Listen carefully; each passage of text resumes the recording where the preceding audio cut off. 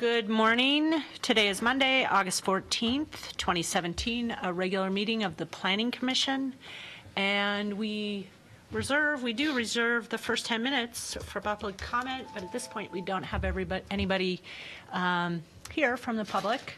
So maybe we can wait to see if anybody shows up to outreach to the public in how we are doing at the very end. So we'll move to the next item on the agenda. Item 2, items from commission and staff. Are there any items from the commission? Commissioner Baker. Yes, I just wanted to announce or notify people there's a historic review board meeting on Wednesday at 8:30 to 10:30. It usually meets in this room, but I haven't gotten the confirmation of the location yet. It's either this room or the Saul room on the 3rd floor. Perfect. And I'll mention one other thing, 'cause I don't know if we're meeting next week. The Sustainability Commission meets on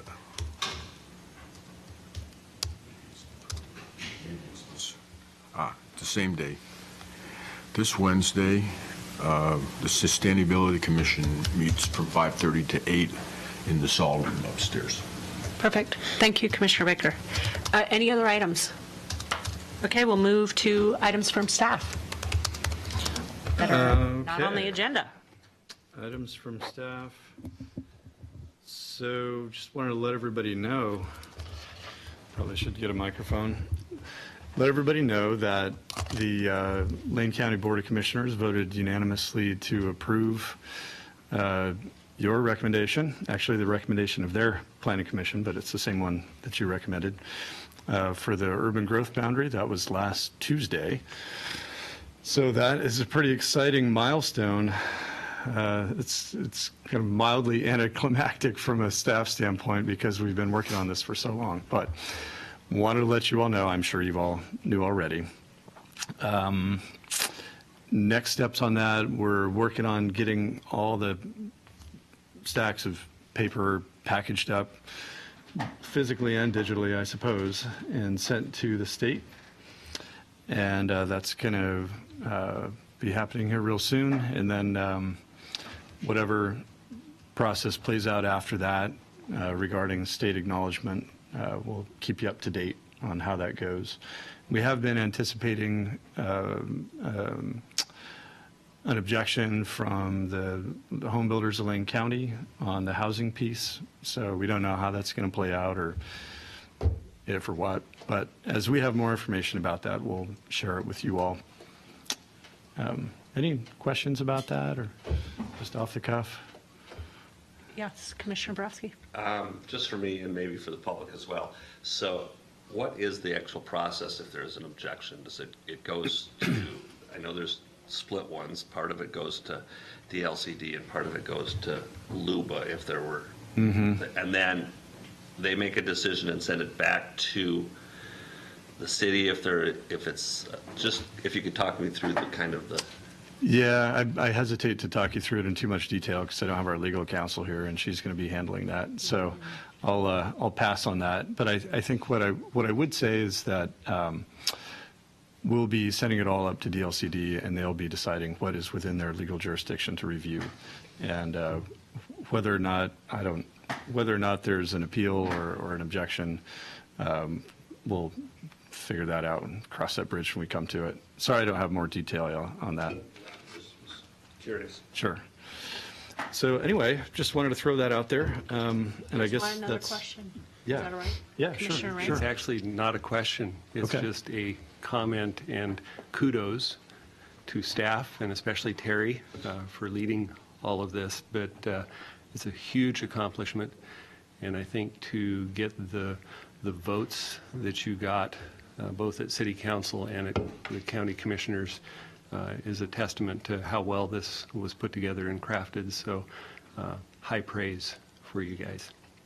Yeah, I would echo that. I think it's a lot of intention that went around the public process, and inclusion was great. So great job.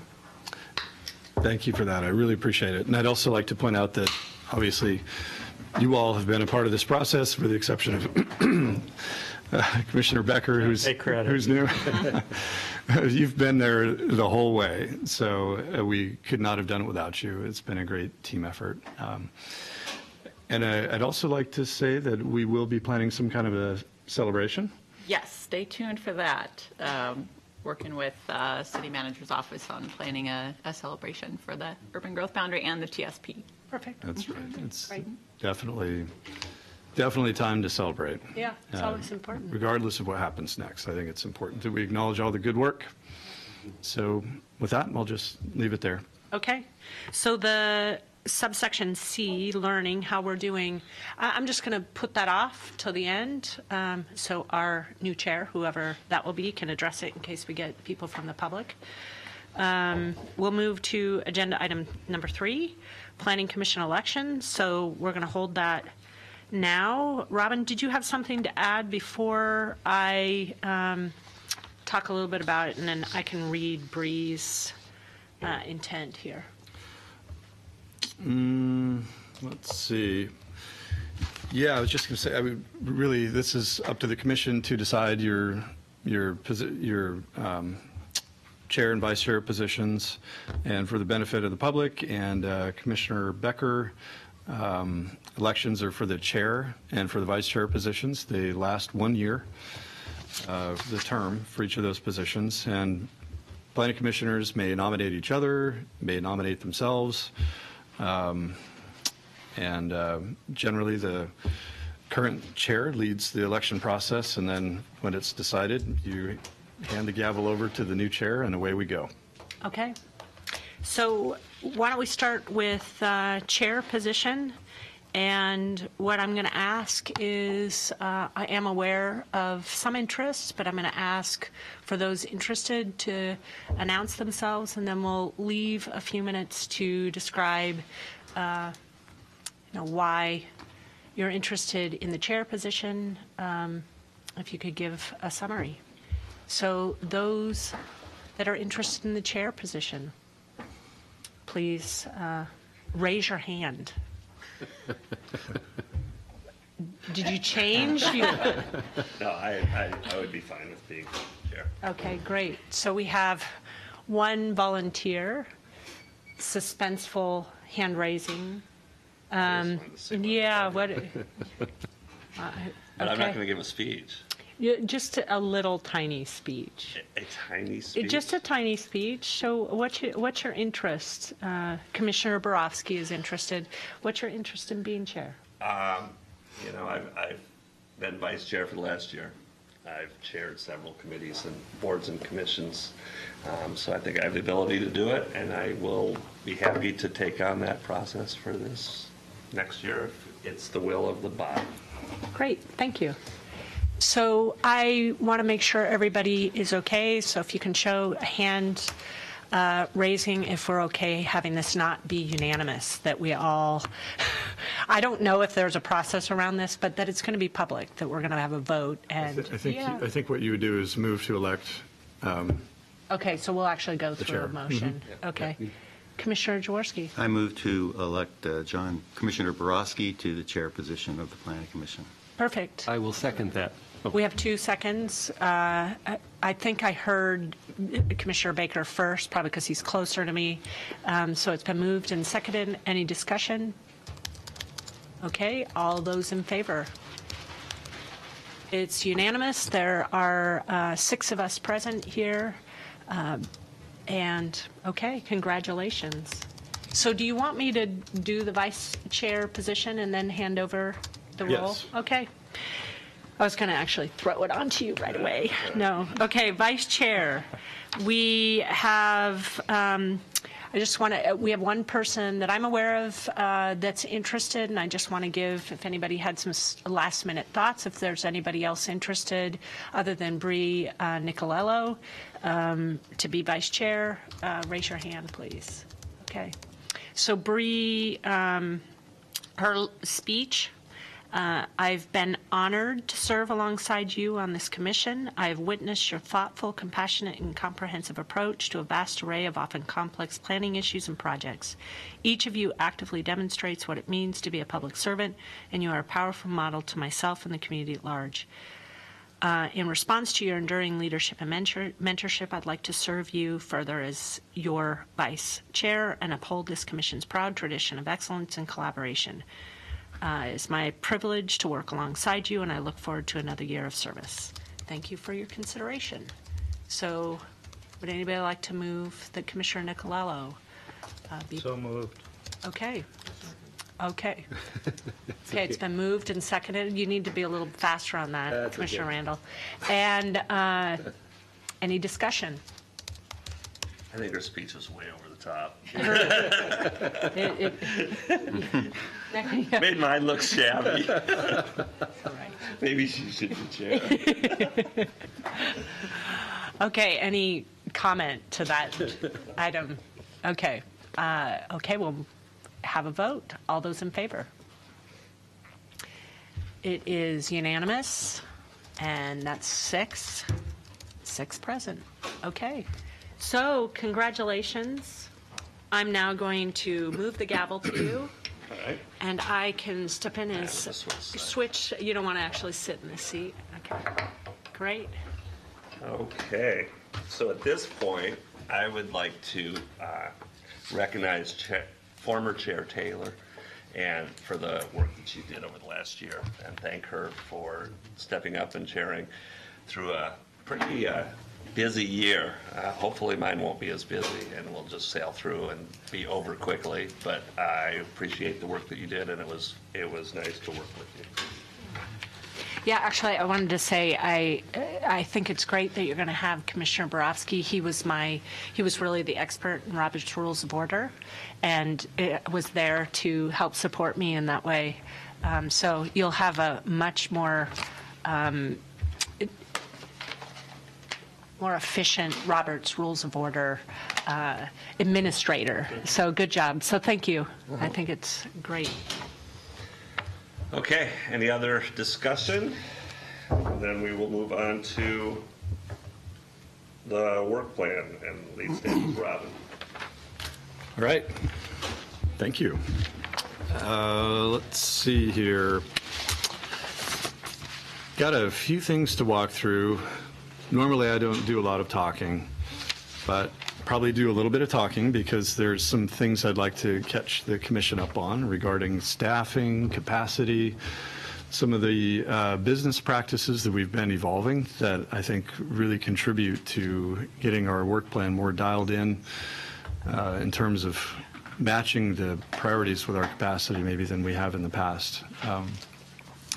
And got Terry Harding here and Alyssa Hansen, and they'll both be talking a little bit about some of the work areas that that each of them oversee as the principals for our two sections on the team. So I'm going to start off with a brief update on the team and our current capacity, some few changes, some hiring that we're going to be looking at doing, and all that is context for thinking about how much we're going to be able to accomplish in the years coming up. I alluded to that just a little bit in the AIS, which hopefully you had a chance to look through. After that, going to talk about a few business practices, like I mentioned, and then what the Planning Commission's role is and how that impacts you. And then we'll walk through the content of the work plan. So we'll actually look at each of the different projects, which I'm sure you've all probably had a chance to peruse, and then we can have a discussion and any questions that you have about that. And then hopefully after we make it through that, we'll move on and talk about, no, you go ahead, eat, please. This is actually perfect because while I'm talking, you can all eat. You don't mind some crinkles? No, not at all. Crinkle away.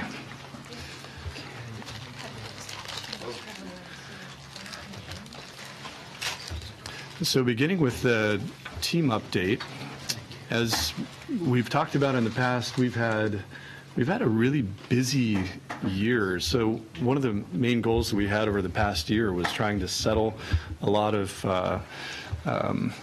acting in capacity positions that we've had.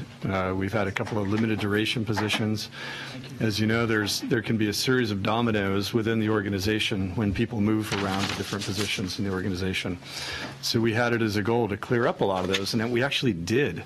Over the course of a year, we settled 6 different positions on our team. And right now, we have a full-time contingent of 15 full-time staff. We have one limited duration staff in addition to that. So we have 16 people currently right now. In terms of positions, that is not the actual number of people we have working right now. And that leads us to the second part of our staffing, is that this year we're actually going to be recruiting quite a bit. We have, I believe it's 5 positions that we're going to be recruiting into, up to 5 positions, I should say. A couple of changes. You all remember Sarah Allison, of course, who played a really instrumental role in developing our UGB documents, or our Envision Eugene documents. She was amazing, and unfortunately for us, but luckily for her, she has found a position in Portland working in disaster, or what is it, resiliency? Office of Resilience, I think. Yeah, Office of Resilience for the city of Portland. So that's fantastic. Great for her. She's following her heart up there, but it's a big loss for us. So we'll be filling that position, and that's an associate planner position. And actually, I have to read a little quote from her when she left. She said, "The past 2.5 years working with you all has been, without a doubt, the most fulfilling professional experience of my life to date. This is overwhelmingly due to the brilliance, kindness, and values and joy that each of you brings to the work. You as individuals are exemplary, and this team as a whole is simply magnificent. And while I leave it for an opportunity that's very important to me in building a life that I want to have, I know that I will miss you profoundly." So I think we have really built a fantastic team, and I think as is normal, people are going to be coming and going on that team. Some of you may know that Doug Terra has also officially retired. He's been our GIS specialist for quite a number of years, about 10 years actually. And he's moving on. He is going to be sticking around as a temp to help fill the gap until we can hire someone into that position as well. So that'll be our second recruitment. We also are continuing recruitment for the senior land use planner position, and that's the position that Alyssa formerly occupied before she became principal planner. So we'll be recruiting into that. It's a very important job. Does a lot of heavy lifting for the land use section. And this is also fairly fresh news. Will Dowdy, who has done a lot of interesting work on our team, he's actually joining the community development team as a senior planner. So he's being promoted. Some of you may remember Nan Lawrence, of course, who recently retired. He's going to be taking Nan Lawrence's position. So a lot of changes, a lot of things shifting around. So we now have that position to fill as well. And so by my tally, that's 4 people already. And as we'll talk about later, one of the highest priorities on our work plan is urban reserve planning. And our intention around that at this point is to, at the very least, hire probably a senior planner to manage that project. There will be a lot of consulting work and a lot of public engagement. It's a huge effort. I don't want to ever underestimate or lowball how much of an effort that's going to be. It'll be very big. So that's another position that Terry's working on hiring. We may end up hiring some kind of an assistant or an associate to support that position as well. So there's a lot going on, and right now we have about 12 people. We need to have more like 16 people. So we're doing the best we can with what we have right now, and that does impact our work plan over the next 6 months. Because as you guys probably all know from your professional lives, hiring people is the most important thing that you do. And so we were very serious about that, and we focus on that. And keep the team strong. So, if you're wondering at all why I'm sharing that in that much detail, is that we obviously work together with you a lot, and we want you to know what's going on with our people. And I think the quality of service we provide to the public has everything to do with the quality of our people and the culture that we're working to build here. So we want you to know how hard we work on that, and we want you to be a part of it. And I occasionally reach out to some of you as Planning Commission members to give feedback and input on some of our hiring practices, and I'd like to continue to do that, and sometimes even provide assistance or ideas around recruitment, because you all are part of the community and professional circles as well. So keep that in mind. Any overall questions about that before I move on? Awesome. Okay, that's a lot. You're all eating your sandwiches. This is good. We're making progress. Yes. One question. I assume for the new positions you're hiring, you have a certain period where you have to announce it, and then there'll be some window. Oh, yeah. It won't be immediate hires because of the standards adopted by the city. You have to go through a process. Oh, absolutely, yeah. Yeah, every hiring process we do, especially sometimes we do internal hires, sometimes we do external hires, depending on what the kind of candidates we have internally or externally. Most of these, I believe, are going to be external hires. We're really looking to recruit some new folks. So yeah, there's all the posting guidelines that the city follows. Our HR department does a fantastic job of keeping us all on the straight and narrow with that. We also try as hard as we can to network and to try to, look for qualified candidates and encourage people to apply and throw their hat in the ring. We also often have a practice of having a position open until filled, because what that allows us to do is to be very selective. We don't want to be pressured into, we want to hire great people, and we want to take the time that we need to do that. So the impact of that is you're not likely to have some of these staff on for at least 6 weeks or 8 weeks. Or more, yeah. Yeah, our hiring process is very rigorous. It takes some time, for sure. That's why I wanted to make it clear to the public that you might be understaffed for a little while. Yeah, for a number of months, I would estimate, for sure. I'd say by the end of this calendar year, we're definitely hoping to have some people in seats, getting up to speed. And, the other thing is that planning, there's a lot to know. It's a very complex profession. And so even after you hire somebody, it takes quite a bit of time to get folks up to speed on practices and everything that we do. So appreciate the question. Well, and then I just wanted to Yeah. jump in too that having worked with Will on quite a few different projects and aspects, I think he'll be a good fit in that position that Nan had. So Good. I think that's a good call on everyone's part. Good. Thank you for saying that. We think so too. And it also deepens the collaboration between planning and community development. And as I've mentioned in the past, we've really been working to operate more as one team rather than a lot of organizations tend to get siloed, which is not very efficient, not really conducive to the way that we need to work these days. And so we've made huge strides in that, and we really do work closely together with our colleagues. It's awesome. So I put myself down. Sure. And I think that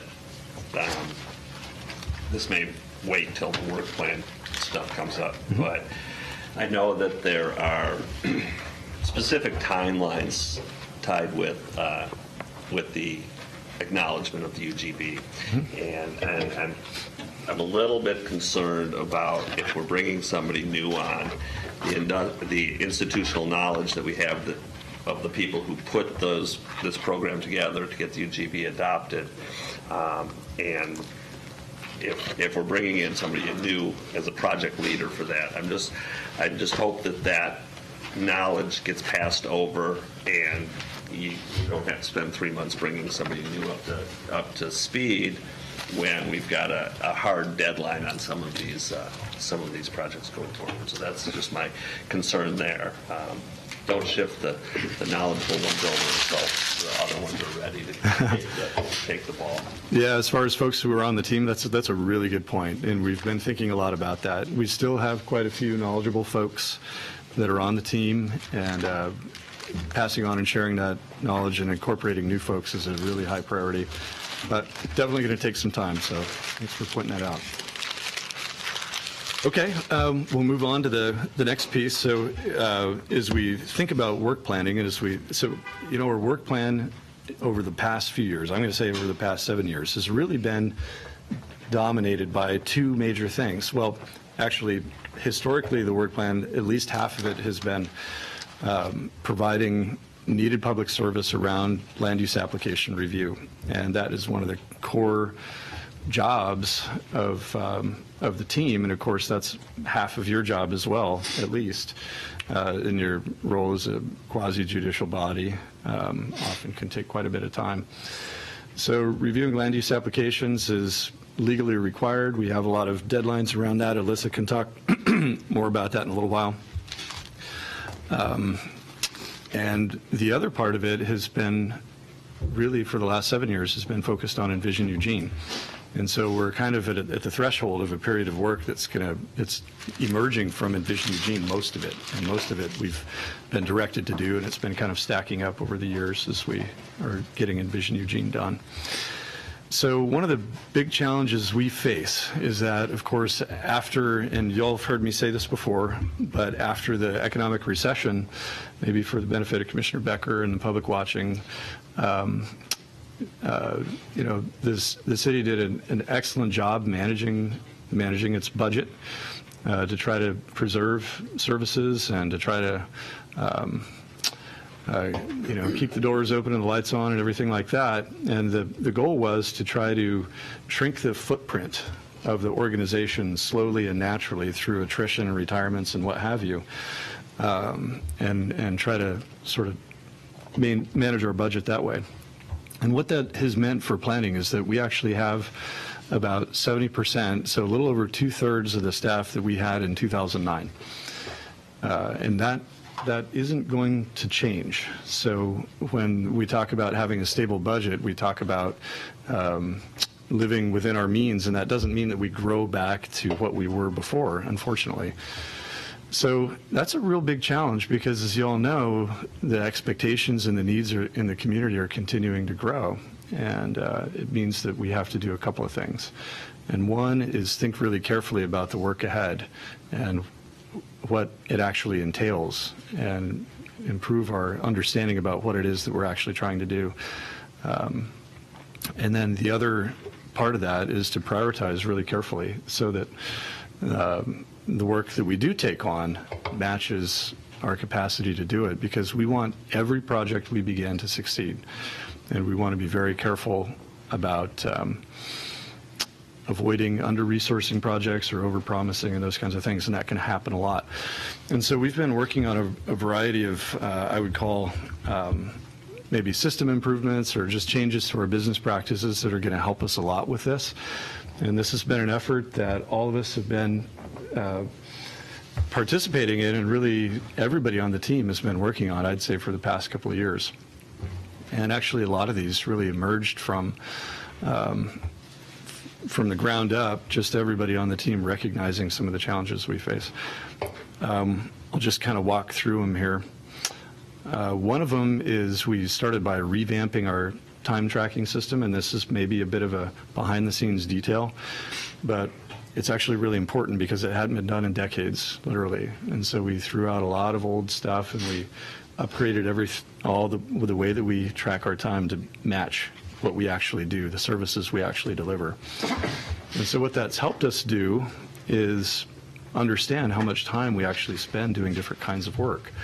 And just recently, we did some analysis over the first full year of tracking for our time. So we actually have a really good understanding of how much time we have available to do certain kinds of project work versus how much time we spend working on land use applications and all these other obligations that we have. So that's important, and that has definitely gone into informing what's in the work plan and what our capacity is. Another important piece, and this has been more recently this year and in the last few months fairly intensively, is we have really upped our game in what we call project initiation. So we wrote some guidelines around how we initiate projects. And there are two main pieces to that. One is what we call a POP. It's purpose, outcome, process. And it's essentially, anytime you have a project or an idea, it could come from council, it could come from the city manager's office, or a lot of different places in the community, or from planning commission even. We start talking about what is it exactly we're trying to achieve, what's the purpose, what are the outcomes that we're looking for, and how are we going to get there. And that's the very least we should do for any effort that we undertake. And in the past, a lot of that hasn't happened. We kind of make assumptions as you go forward, and that results in as many different ideas about what you're doing as there are people involved. So for smaller work, we've done POPs, and for larger efforts, we've been developing project charters. And you all just saw the project charter for the River Road Santa Clara effort, and I think it's been enormously helpful to see exactly what it is we're trying to accomplish with that. So that's a great example. And I'll just let you know, we have about 20 charters and POPs together, about 10 of each actually, that the team and various folks on the team who are leading those projects has been developing. And a lot of them are still somewhat in progress, but they've come together to the point that we have a much better understanding of what the work actually entails, how much time it's going to take from us, how much funding it's going to take, and that has really helped inform our work plan as well. So just an FYI on that. And another thing to remember on that, rather than piling all the charters on there, there are a number of larger projects where we'll be bringing the charters to you, similar to what we did with River Road Santa Clara, to check in, just kind of take a look and make sure everybody understands what we're up to, and definitely get feedback on that. And more importantly, I think, as far as your role as a planning commission, is to get feedback on the public engagement aspect of each of those charters and to approve that. And so rather than talking about all that today, we're going to be bringing those to you one at a time as they come up. So having done those two things, there's a third thing that we're going to be embarking on here real soon that we've started on, and that's project management. So once you have a good sense of the project through your charter, you have to successfully manage it through all the different stages of the project. And so this hasn't historically been something that's been at the core of what we do as a planning team. Often we're just adaptable and we're kind of working through as best we can. We're going to be working on upping our game around that, and it's going to be extremely helpful, I think, to staff, to commission, and also to providing the best outcomes for the public. So that'll be exciting, and that's coming up. And then ultimately down the road, and I think I alluded to this in the AIS, is that we, by having a charter in place and by understanding our outcomes, we can actually do a better job of checking how we're doing against those different benchmarks and goals. And so it'll be easier for us to report on progress, I think, than it has been in the past. And so that's also something we'd like to do. I know that's a lot, but I just kind of fire hosed you with.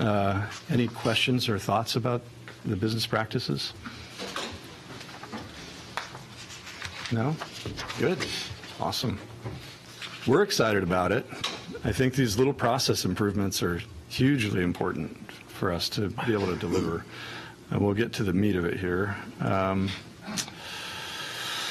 let's see. And there's one other piece I wanted to talk about that I forgot to mention, and that is the prioritization guidelines. So in the packet, I believe, is attachment B. Oh, I guess I didn't put the attachment number on there. So the prioritization criteria for the planning division is one of your attachments there. And you notice that there's 4 different sections for those criteria.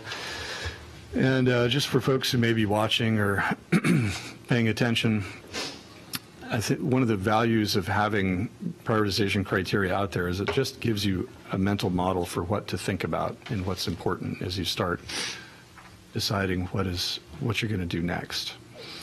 And so this has been really helpful to us. Like I said, much of the work is driven actually by the first 2 columns in these prioritization criteria, which is the origin. Frequently from our city council, that's generally what drives the bulk of our work here. And Beyond that, we have some legal mandates that come through the state occasionally. We have one example of that we'll talk about. And then another important part of that is the timing and the urgency, because certainly some projects are overdue obligations. They have implications around loss of funding, for example, the River Road Santa Clara project. And we just need to get going on these things. Other projects are more discretionary. They have fewer commitments and dependencies involved with them. And then, of course, public benefits and risk and readiness are also really important criteria to consider. Any comments or thoughts on those general criteria? Yes. Yeah, I had a couple. In looking at this, to be high, it's either a legal mandate or a council direction. Sure. I just don't understand, because I looked at the work plan, where does Planning Commission initiative get in there? How does that fit in to even get a medium level? Yeah, well. Clear what you mean by that. Yeah. Try to explain that a little bit. So I think you're referring to that anything that is a legal mandate or a council direction would kind of fall into the high category. Yeah. And a planning commission initiative would be more of a medium category, simply because of the kind of the hierarchy of who tells us what to do, who our boss is.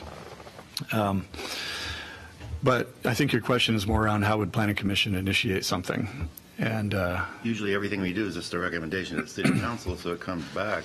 Yeah. I didn't understand that completely. Yeah, thank you for pointing that out.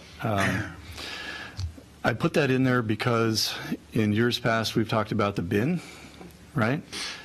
And Planning Commission is different, and this partly for Commissioner Becker's benefit, and you all know this, but Planning Commission is really different from other commissions in that a lot of other city commissions have a work plan that the commission comes up with, and the individual commissioners get together and work on those aspects and try to address them.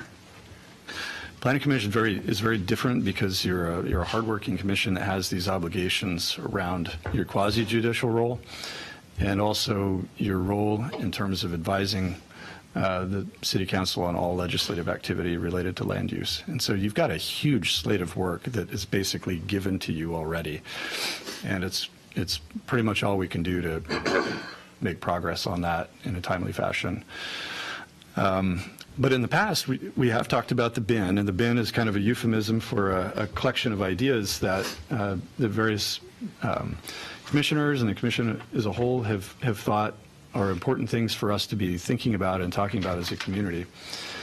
And we've worked our way through a number of those items. I would say this last year, the Public Involvement Subcommittee did quite a bit of work, and a lot of the things that emerged from that are things that are basically assignments for us as staff that we work on and try to make those improvements. And the only other item that was remaining in the bin that actually is on the work plan, it's down there at the bottom in the future, but it is citywide transitions. And that was the last sort of high priority that came out of that process, talking with the Planning Commission. Does that help? Yeah, it just means to me that maybe should force when we have an initiative to have it go to city council to have action, but that's just a comment. Yeah. I had one other question. Under public benefit, are they weighted? Oh, in terms of weighting individual Yeah. benefits? No, there's not like a system of weighting individual public benefits. I think it's just a category of things to think about. Because I think that a lot of projects would have a difficulty in meeting a citywide benefit, and therefore would never get to be done, it seems. So you're saying they're not. It could not, if it didn't even have a citywide benefit, it would have some of the others, it would still be able to fly. Oh, yeah. Yeah, those are, so as you'll notice that there's no high, medium, low on the community benefits. It's simply a list of considerations that as you're thinking about as we are thinking about project prioritization, what should we be thinking about? You could have a project that's still a high priority even though it doesn't have community-wide benefit. Likewise, you could have a legal mandate that has no money attached to it, and it could end up falling to the bottom of the list, right? So they're just general guidelines. Commissioner Taylor? I like this prioritization criteria. I think it's great that that staff and we use this as a reference because, for instance, bin, in light of your description, for instance, bin items that are initiated by Planning Commission should be evaluated using all of this prioritization criteria because, quite frankly, I don't think it would be appropriate, for instance, to move an initiative forward based on staffing, et cetera, unless these were met. So going through that kind of, and that's just an example, going through and using this criteria, I think is great, and having that as a reference point is perfect. Thank you. Yeah, for me, I think as getting to Commissioner Jaworski's comment, comment about commission initiatives, I think that, in the next year or so, the top half is going to be pretty full. Mm-hmm. But I think that having this document and this criteria going forward, when there is more bandwidth and the commission can't, we see things that the council may not see. When we're going through things, we're digging into the codes and we're looking at things that we see that may not rise to council's thing until they get 10 emails from somebody saying, look at this. And so that's an opportunity for something to come forward from the commission if there is the bandwidth to do that. And I think that's why that's in the medium one. It's like, okay, these people know what they're looking at. Let's make sure that we listen to them. But we've got somebody up above them that we have to listen to a little bit first. So I appreciate that. Yeah, thank you. Just to maybe kind of tag on to that, I guess my question would be then with a commission initiative, if we see something either through an action or that we've had to deal with, an appeal or whatever, that I know we've been kind of keeping track of some of those things that are issues, and also I know those of us that are more in the community that are dealing with those are running into different things in the code. How would something like that get brought forward, either as a planning commission initiative or that? What would be the vehicle to do that? Mm-hmm. Yeah, that's a really good. Like a suggestion, or I think, okay, this part of the code we've had problems with, or that, and how could we maybe jumpstart something or fix it? Yeah. Do you want to talk about code maintenance and code improvement a little Yeah, bit? so we have two programs. One I think you're familiar with, which is code maintenance, which is where annually or thereabouts, depending on staffing, we bring forward a handful of amendments that really address either legal issues, something changed in state law or through case law, or it's something that will help with, maybe there's a reference correction. They're really pretty simple and minor. They don't have, policy issues attached to them. So that's code maintenance. Code improvement would be the next step up, which is probably more what you're talking about. And so I know we've had. Yeah, we've had, and I collect those. I have my code maintenance folder and my code improvement folder, but how that gets put on the work plan is a really good question, because typically when we're doing code amendments, they all seem to be really topically. It's single-family code amendments or the industrial and employment, and we haven't done one that's a little bit, more hodgepodge in a while. So that is a good question. I don't have an answer to.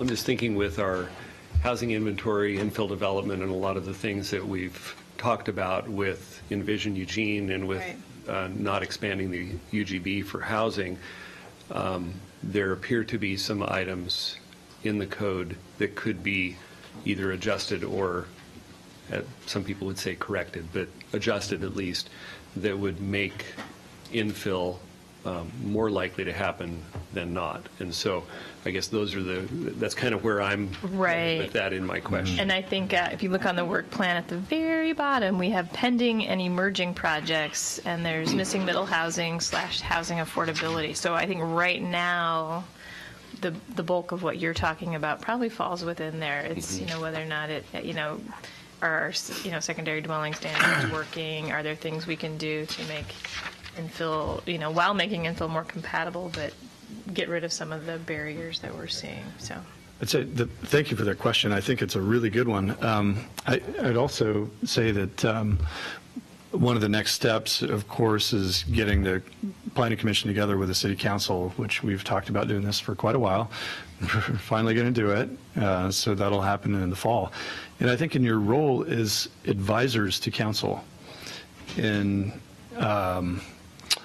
because it is really your official capacities. You advise the city council, you advise staff, you advise the city council. I think that's a great venue to bring those kinds of things up and to say, hey, council, here's some things that we're seeing play out in the course of our work. And you're plugged into the community conversations as much as anybody, right? And it's a great opportunity to flag that and to say, here's what we're seeing. And here's what we think may be a priority to work on in the future, and let that play out. Generally, the things that you're going to be looking at are going to be sort of bubbling up in all the conversations that we have. But I think having that joint council commission meeting would be a great venue. Commissioner Taylor? Yeah.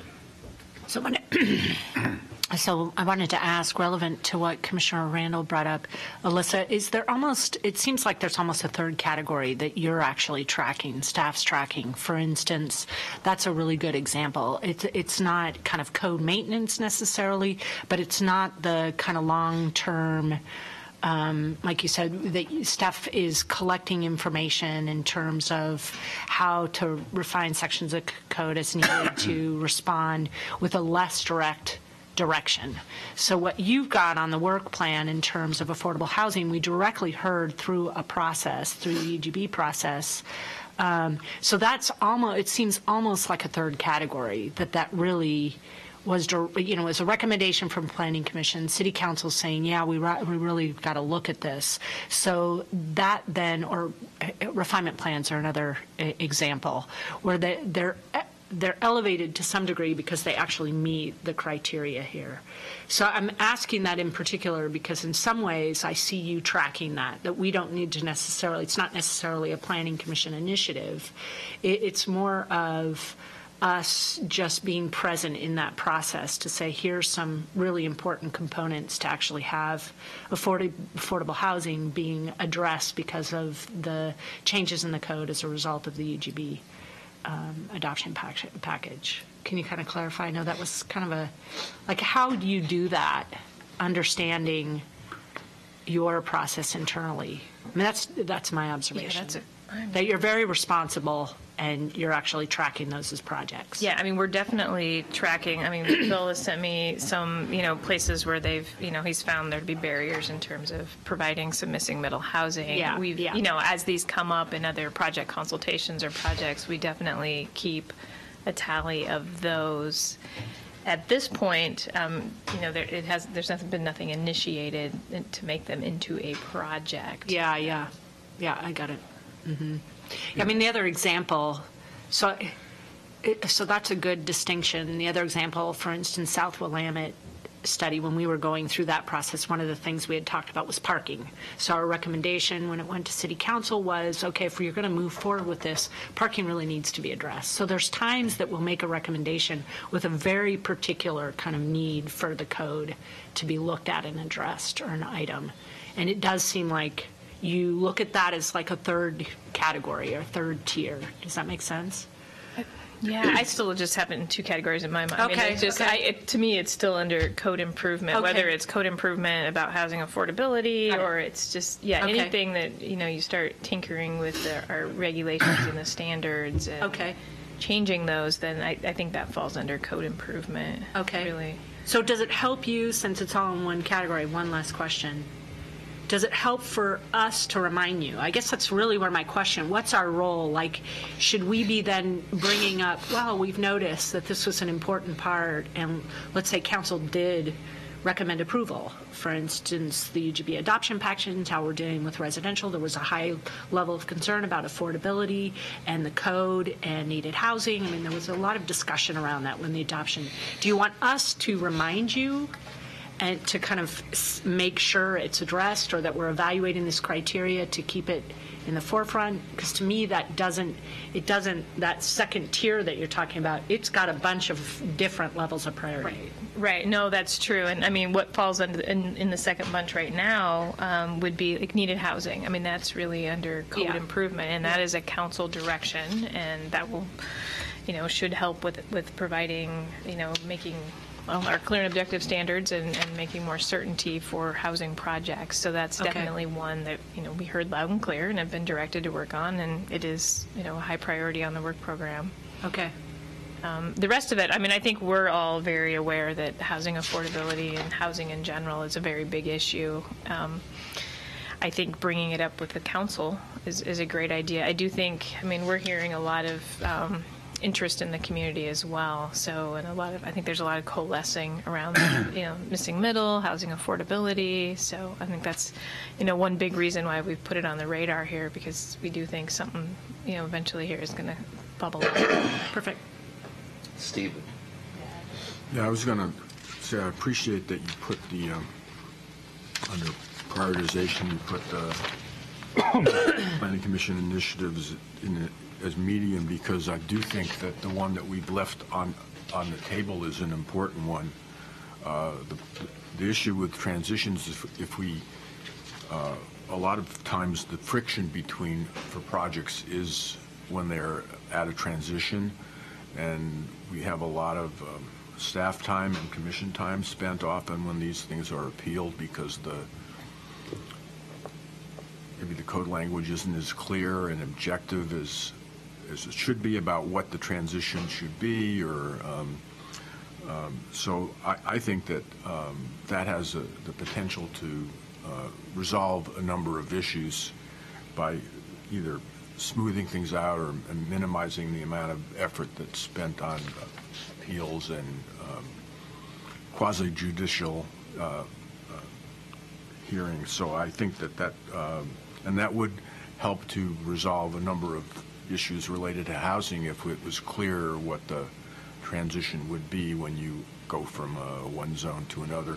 We had a lot of zones, and we had a fairly large overlay that we did at the time when we looked at this, and we didn't have any transition standards between a number of the zones that were, effectively C1, and, there were a number of zones that there weren't any transitions required, even though that they were essentially very similar to what we'd consider our commercial zone and an R1 or R2 zone or whatever.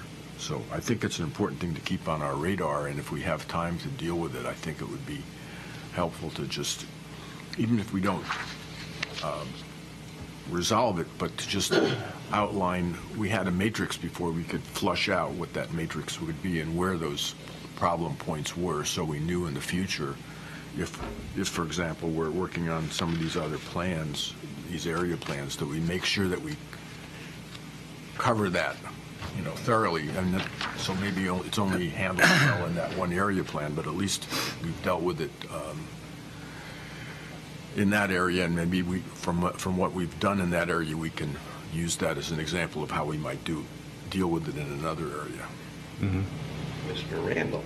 Well, I think Commissioner Taylor kind of touched on the next part of what I think I wanted to bring up and am kind of concerned about is, we can keep the list and we can keep the tally, but until it can actually make it onto the work plan, then that it's a list and it's a tally. And so there are, I know, some things, I think and I guess I stressed this when we were talking about urban reserves and that when we sent Envision Eugene on to council. And I think I just wanted to maybe reiterate how we're relying so much on a lot of infill within our existing UGB that I think in order to do a really good job on the urban reserves, if we're able to effectively and relatively quickly remove some of those barriers that are keeping those funky little infill lots that nobody's developed for a reason from being developed, then I think we're going to be a lot farther down the road when we get to urban reserves, and we'll have a lot less expansion area that we might need to consider in the future. And so I guess I just wanted to kind of reiterate if it's being the pesky person that's reminding everybody, or if it's going to council, to get support there or what. I think there's some real barriers, I think, right now to a lot of our infill that we're wanting to do. And I think my opinion is there's some relatively easy things we could do to remove those. But what that process is and how to get that done effectively and quickly, I think, is maybe what Commissioner Taylor was getting at, and certainly what I'm concerned with. So, okay, I'm going to just say a couple of things real quick, and then I've got Commissioner Jaworski in the queue. Did you put your hand? I did. Okay, and then Commissioner Taylor. I'll put him first. One, I think that this is a good conversation. I think it's a conversation that we should have further on the road. The bin, I think I was here probably in about the same knowledge thing as Elliot is right now. The last time the bin was actually opened, which would have been at least 4 years ago. Let's say added to. We've looked at it a couple of times maybe, but that may be something to do, is just do this discussion at a time where it's more, okay, let's open it up free for all. What do you think should go in the bin? These types of things. And then we can prioritize it. I think that there's an opportunity for that.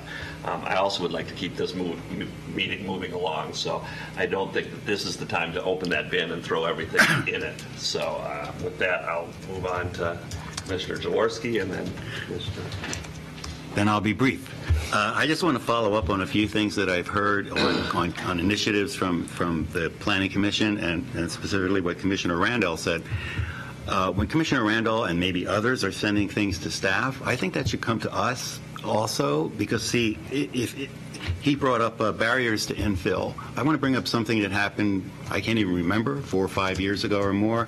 Commissioner Baker and myself did one on setbacks. It led to transitions. It led to windows. It led to a lot. We did a formal thing as commissioners and presented it as a report to the Planning Commission.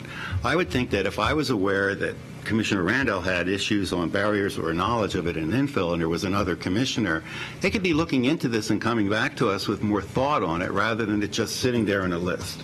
I just feel that way, that like, it's the first I've heard barriers to infill, but if someone said, well, what are all of them? I only know 1 or 2 I've heard, but it would be interesting to have that discussion and have commissioners that are really into that look into it and come back to us and say, here's what we really see, etc. I just feel that way about it. I think it leads to more and it leads to it quicker. those are actually projects that we're working on as my firm, and I understand there's that blurry line there that we've done project consults on where we've run into barriers, and so that's where those have come up, and that's why it hasn't been brought to commission. But I'd be happy to share. Well, or any other issues that are in the bin or the commissioner said. I'm just saying that I like the way it worked like that, and people got to hear what was doing, and there was some intense discussion, and staff had all their input and said why or why nots, but it went somewhere. Mm-hmm. That's all I'm trying to say. It did lead somewhere into things that were being done. Mm-hmm. Yeah, I just want to clarify. My comments were not really bin related. It's really about tracking and how we can, and I wasn't as clear as I could be. Actually, Commissioner Randall stated it, I think, more concisely. It's really how can we support staff through a process that we've already gone through a process, and there have been recommendations identified in order for something to move forward, that there are some items that might need to be addressed. So to me, it's a little bit of a higher priority. Council says you have to move forward, but maybe there's items that they haven't necessarily addressed. So how can we, so it's really us better understanding, it sounds like from this group, including bin items, like transition sounds like a bin item. It's coming up from Planning Commission itself, but there's a level of there's differences. And what role can we help to initiate or remember some of the higher priorities that fit within this prioritization criteria. Because I really do love this, and I think it's fine to throw things in a hat like a bin, but quite frankly, with limited resources, regardless if you still have staff, you still, let's say you had all 16, we still should be going through this prioritization criteria to be responsible committee members and also not overload staff on pet projects. That's not really our role as an at-large committee. So as those come up, I just would love to hear how we can support you. If it means us spending some time with City Council to go make a presentation to say just a reminder if we do need council direction from it. So just use us to help support you. Okay. Back to you. Okay, thank you for all of that. That's a good discussion. I think maybe now would be a good time to just kind of walk through the work plan, and I guess I'd ask maybe Alyssa and then Terry to go through and talk about each one of those pieces. And as we do this, I just kind of want to loop back around with what the discussion we just had was all about, or at least a piece of it. I think a lot of the important things that are emerging in terms of issues can play out and can plug into work that is actually on this work plan that we're going to be doing. This is sort of the meat of the work. And even though it may not be a separate, discrete project for one particular piece or another, like Commissioner Baker, you brought up transitions. I think in the context of the River Road Santa Clara effort, that's going to be a discussion. And that's a great opportunity to really make progress on that particular issue. Same with housing affordability. I believe we even have been having conversations about some kind of a consultant study or something that will help shed some light on what are some of the challenges around that. And so I think we can make a lot of progress on things that are important to all of us. So I will be quiet and let. Okay, so I'll just go, mostly I'll go over at high level the ongoing planning programs and projects, because the bulk of this happens to be the work of the land use team. Obviously, the Planning Commission administration is shared, but we also employ several hearings officials that review land use applications, and we staff the Historic Review Board and the Historic Review, or the Historic Preservation Program. We do have 7 positions that are dedicated to land use, and that, the bulk of that is reviewing land use applications. I think we're at a really exciting time right now because we do have a vision through Envision Eugene, and now we can really think about, okay, how do we implement this vision through our land use code and our adopted plans and policies, and how can we bring those more into alignment? We're also seeing, a steady, not a huge increase, but we're certainly seeing steady increases in the number of land use applications we're seeing as the economy ticks along. And obviously there's some challenging sites out there, and some of those take some more of our time, take some more of your time as well. Again, we have the code maintenance program. We do track the legislation, rulemaking happenings that go on, and do a fair number of reports to the state. One thing that you will be seeing at the end of this year, beginning of next year, is a package of code amendments that we're not sure what these are going to look like, but there's a mandate from the state to, and I'll just paraphrase it, but it's Senate Bill 1051, and it requires all cities over a certain size to allow secondary dwellings on single-family lots. And so we believe there's going to need to be some changes to our code to allow for that. So more to come on that, but they have to be in place by July 1st. So backing that up, the hearings process really starts in January. And then there's the Metro Regional and Interdepartmental Planning and Coordination. That's really something I think that both sections do a fair amount of, just depending on the topic. I am going to actually jump down to the implementation projects that are related to the code real quick. So there's the clear and objective standards, and those are our needed housing approval criteria, which most of you, save for Commissioner Becker, have some experience with.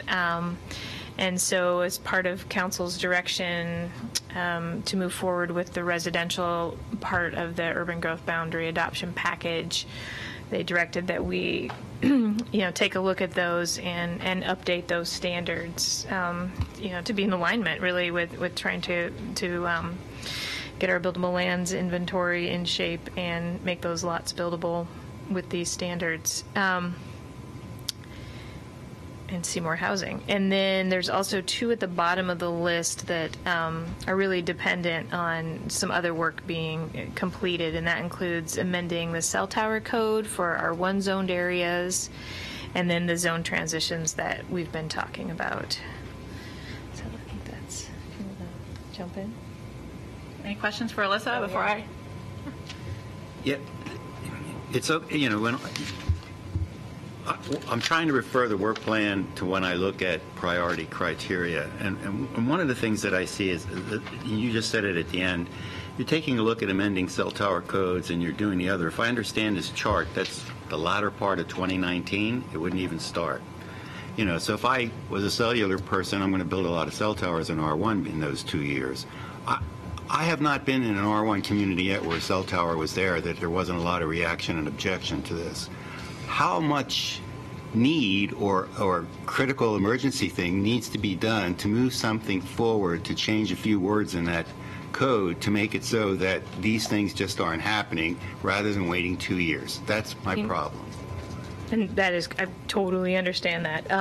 Part of it is really a staffing, and we've been told, for the clear and objective and a number of these other things, they have to be done within a certain time frame. And given our staffing, and we've, really looked at this exhaustively, how much we can actually accomplish with our staffing level and being given those deadlines or dates from council when to complete other items. Do you have more to add? No, that's the crux of prioritization. I mean, I think one of the things we're really trying hard to do here is anytime there will be things that come up constantly, I think, over time that some folks in the community will believe are a higher priority than other things that we're working on. And there will be a real push, I think, to say, well, how much work can that be? Just fit that in somehow. And we do that at the risk of the other work that we're doing. We do that at the risk of succeeding in some of our other projects. So it is a challenge. Do you ever utilize others? In other words, I get countless emails on all kinds of things of people who seem to have good professional backgrounds that write about a lot of things. Mm-hmm. Can anyone just say, geez, if you only change these things and wrote it to you, could that be reviewed? Or can they themselves take something to the city council and say, we'd like to see the cell tower change to this code and suggest coding? I'm trying to find out how to get things to move a little quicker is all I'm saying. And if it's your staff time that's hurting it, maybe some other people could do things and quicken that process if it's simple. I hear what you're saying, and to some extent we do have the ability to hire consultants to help with some of the work. But at the end of the day, one of the most important things about having staff do the work is the responsibility to the community. And we talk a lot about public engagement. We talk a lot about the notification, about listening and connecting with people. You can't short circuit those things. No, I'm not saying that. That process could go on. Right. Once you have some wordings to look at that would be a change. It's the same thing like with Commissioner Randall said, you're listening to input, let's say, from developers facing challenges in infill. Well, that's helping to write what it could be changed or may not be changed. I'm saying, why couldn't that happen with these also to move it through faster? That's all I'm saying. Mm-hmm. Mm-hmm. Thank you. Yeah. I think that something that would be helpful for me and maybe the rest of the commission is if you could give, we've got specific timelines that were set down by council on some of these. So I'm familiar with them, but you may want to share those with the rest of the commission. And then another thing, kind of getting back to what Commissioner Jaworski did. There have been several incidents, I don't want to call them incidents, but Instances. instances, that's it. And incidences as well. If you're a planner, there are incidences if they're, of where council will come forward with a work session that they feel is, well, why can't we just move this along? Cell towers is a good one. There's a lot of complications with cell towers, with the FCC and all those types of things. Another good one example that I recall was when they did a work session on building right up to the setbacks. We don't want another capstone, and it was just that was the wording from one of our counselors. I don't want to have a building built right up to the property line. And it was like, well, yeah, that makes sense in some parts of town, but there's lots of other parts of town that it doesn't make sense in. And that is the complex parts of these. And so to just say, can't we move that along quicker? Really the only way to get it moved along quicker, in my opinion, is to have the city council say, do it. And then that's the fast way. So if there's a cell tower going up in your neighborhood and you get 4 city councilors to do a work session on it, that's probably how it's going to get done quicker, just because of the bandwidth. But if you could talk about the ones that have been, do this to the rest of the council, and the date certain. Yeah. FYI, council did direct us to make those changes to the cell tower code. There just wasn't a timeline attached to it. Yeah. That could be my cue to start talking about the Metro and Community projects. So our section, we work on a lot of things overlapping with the land use planners, but in terms of my team, you all know Zach and Heather, my 2 senior planners over there, and a couple of vacancies that Robin pointed out, but when we're a full team, we're 8 planners in Metro and Community Planning, and looking at adding a couple more to handle the urban reserves workload. So we work on projects, the most recent big project being the urban growth boundary, projects that have to do with growth management. So I like to think of them in kind of 3 categories for long-range planning. Growth management being kind of the citywide or obligations to manage growth in line with the statewide planning program being one category. And at kind of the other end of that spectrum is community design and implementation, where we're dealing with construction and facilitating work with LTD or our transportation department. A lot of that work is done by the community design team, Zach's team. And then kind of in the middle there is neighborhood planning and area planning. And the whole team works on that. We use some land use planners to work on it to make sure the codes end up working for everybody. But that's a big area of program work for us. And it varies in terms of scale. You could have a small study like the South Willamette area that's really physical design focused and outcome focused. And we've called that an area plan. Or you could have a whole neighborhood like River Road in Santa Clara that's getting a planning policy document, which will also include actions. So kind of from the beginning all the way to the end. So that's just a little bit of context about the Metro and Community Planning team.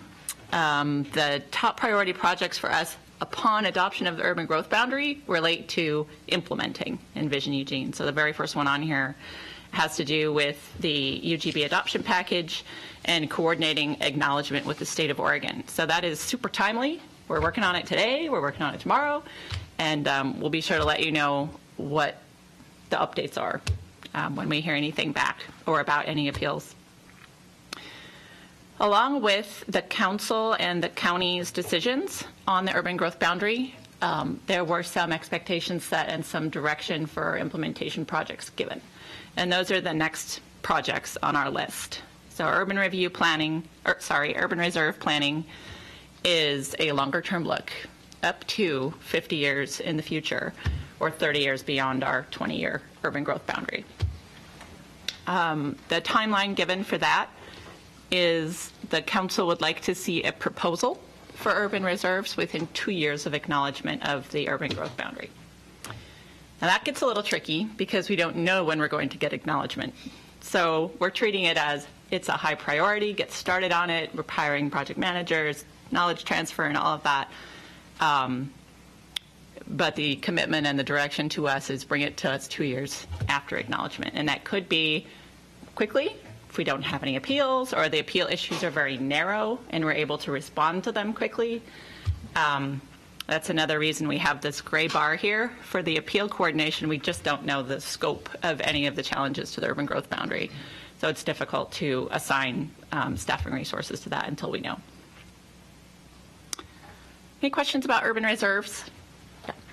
I guess my question, just to make sure that I understand, so you're saying we're moving ahead on the urban reserves kind of independent of the acknowledgement, and if the anticipation is if it isn't appealed, then it could maybe happen sooner, but council was 2 years after acknowledgement. Well, kind of yeah, that I timeline. wouldn't say it could happen sooner, but I would say we get more time to work on the project if the But we're appeal starting takes a long time. regardless. We need to start now. Yes, okay, Yeah. good. Yeah. I'd just like to point out that was actually the explicit direction from council too, is to get started on this right away. Okay, good. Yeah. Thank you. But And the county commissioners as well. Yeah. to stress yes. Okay, so there will be a lot more of your future work as Urban Reserves takes off. We'll bring you a project charter. You'll be involved in that. There will be a public engagement plan. It'll be a big project. Growth monitoring. So this is a program that's been worked on for a number of years. Heather's managing it, and there are timelines associated with this as well. And the system is currently being developed, the database, the committee, all of that is being worked on. The deadline that council gave us is to bring the first results of the program, of the feedback cycle, to them for review within 3 years of urban growth boundary acknowledgement. All of this, I've seen you guys taking notes, you're great note takers.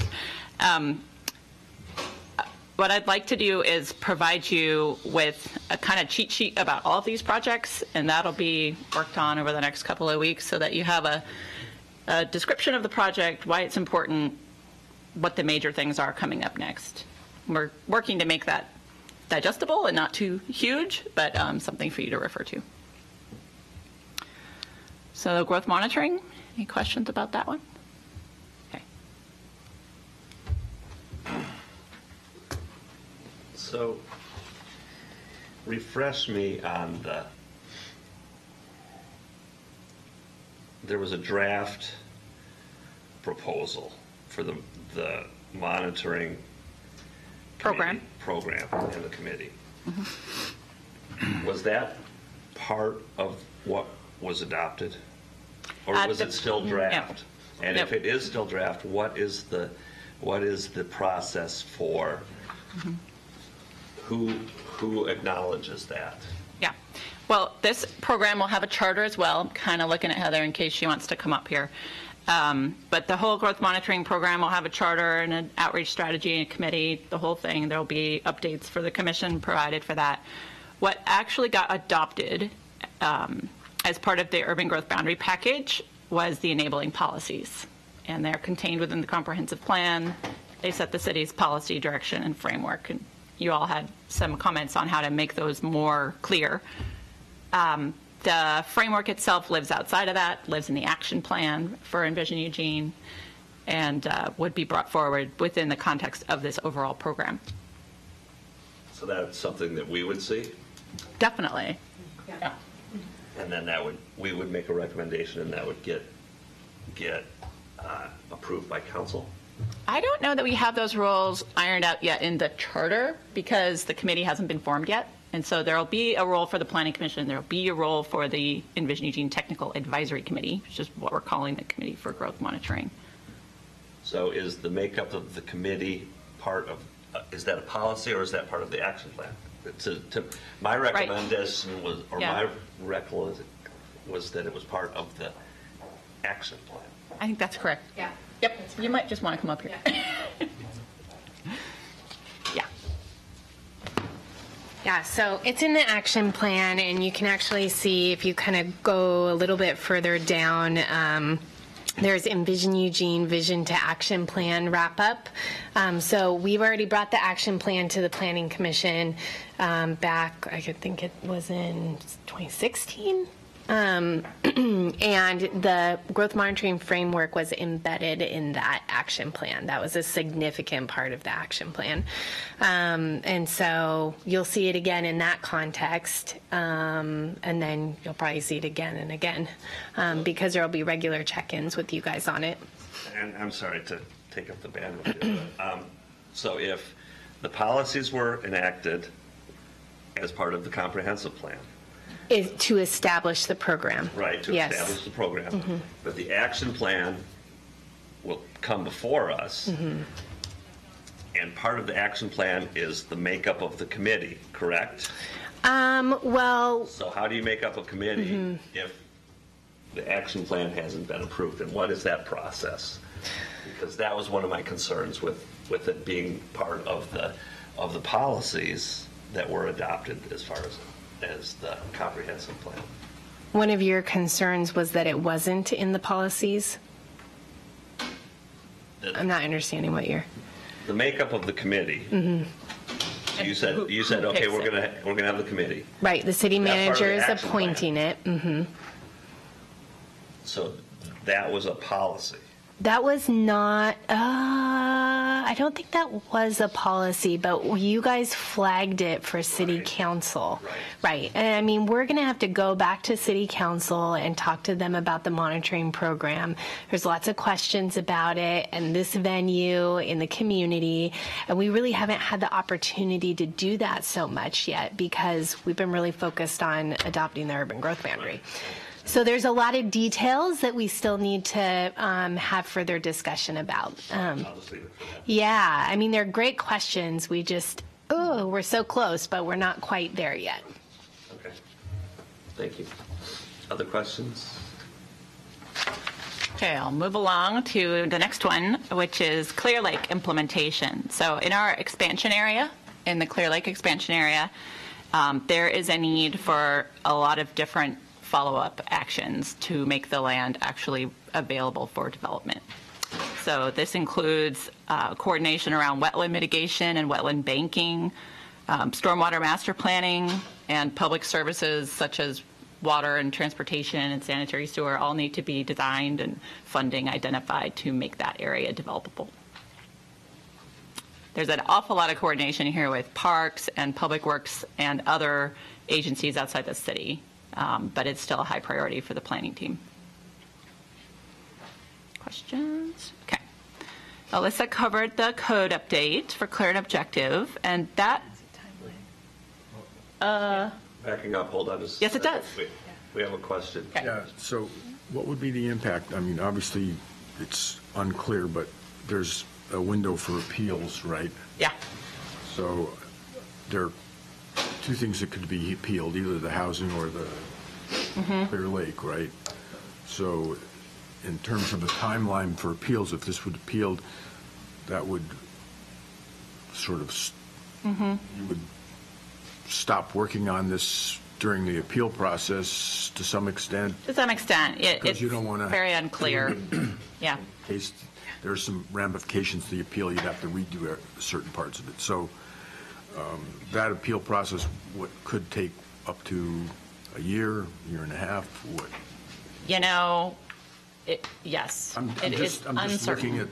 at these to see which ones, might have Dependencies. dependencies, in which case, you should have a plan to move, staff to some other project if that occurs, if it makes Right. sense not to spend those resources if it's not clear what the outcome will be. Yeah, we have been considering that. I don't know if you wanted to add. Yeah, I just want to add one thing. It's a good question. And part of the challenge of looking at our work plan at this moment in time right now is we don't actually know what the nature of the appeal will be. And so we're trying to plan, as you point out, with a few unknowns here. As far as the Clear Lake implementation, which is the project you were just mentioning, is concerned, in order to have jurisdictional control over that area, obviously we have to have the UGB in place and have it be acknowledged. We're assuming that's going to happen because we don't have any information that says someone's going to appeal that right now. So that's why it shows that starting right away. If something comes up and there's a wrinkle, we're going to have to readjust. So that's definitely clear. The clear and objective piece, the next one, also has a little dependency that Terry can probably talk about. Yeah. So let me, if I can just follow up then, it's not to say that it wouldn't be approved, but there's obviously, in terms of prudent behavior, you might move some of the staff to some other area temporarily while the appeal is going on until it's resolved, right? Well, we'll know fairly soon what the nature of the appeal is going to be, so, yeah. I mean, isn't it like a 90-day window in which they have to, I think it's 21. what, 21 days? Yeah. It's more like 21, yeah. But I want to mention the staffing level needed on this is lower than almost everything else on the list, just because it's a heavy coordination role and there's so much work needed by other departments within the city. I totally appreciate what you're saying, Steve, but the fact is we've been working on this the whole time. We've been working to collaborate with Parks, for example, on the wetlands program and those sorts of things at a low level, waiting until it's time to put it into action. I hope that answers. Yeah, I got confused on a few things you said because you talked about stormwater, public services, streets, and waiting for funding. So that got me. I could see possible design. I've worked on a lot of industrial parks. They're city-owned, so when they're city-owned, they put in the infrastructure and stuff and then try to sell. This isn't city-owned, so I'm kind of confused when you're talking about funding for these kinds of infrastructure needs. I would think the developers would do that with the owners that are selling the land within the constraints of what that land is zoned or whatever. Yeah, there's going to be a combination of public projects and private projects needed in this area. So there are several transportation improvements that will be public and we'll need to identify funding for: Clear Lake Road itself, Terry Road extension, and the sanitary sewer projects. Those were all added to the public facilities plan as projects in order to support the decision to approve the UGB expansion. So at a planning level, we've identified what public projects need to be added to our plans. We added them. And then, like Robin was saying, once we have jurisdiction over this land, it's inside our urban growth boundary, then we can start, I would term these more as economic development activities to get development land ready. I mean, in Eugene, we have a public wetlands mitigation bank. That's not a common thing in the country. So there is a role for the city to play as an economic development strategy in getting the wetland bank ready for this land to offer credits. But you're right, in terms of building their own stormwater facilities, that's a developer's responsibility to build when they have a development proposal. Well, I know when they had some developments out in my neighborhood, they made the developer improve existing roads, sometimes blocks away. Yeah. So I don't understand why the city would have to spend anything on those roads. When the development comes in, they could upgrade those roads based on what they're needing, or they could use, another question coming up later, they could use SDCs to help do that. Yeah, we haven't worked out all those details yet. We have a fair amount of higher level planning to do. We actually, Commissioner Jaworski, a lot of this was part of the discussion with the UGB adoption package. So actually there's studies and reports. I was on the subcommittee, so you can look through those reports. They're actually fairly comprehensive. They're in your packet for the UGB adoption package and kind of outline some of those areas. No, I understand the areas. I just didn't think it led to actual funding. I thought it was more in the design and what would be needed. That's what my question was. Some of them will end up on the capital improvements program, partially funded by SDCs. Yeah, we're going to have to look at a variety of different funding sources to do the whole thing.